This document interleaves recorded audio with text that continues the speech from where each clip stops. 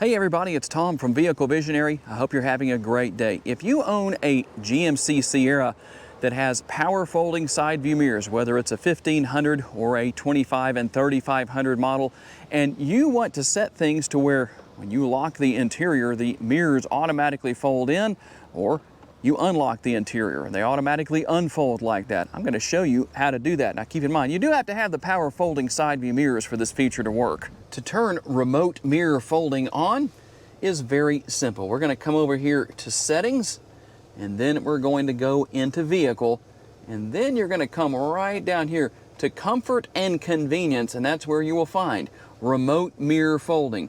And you'll notice that it's grayed out right here. Select right there and the green check mark shows up. That means that that feature will now work. You can also turn it on and off right here on the screen. I hope that tutorial was helpful to somebody.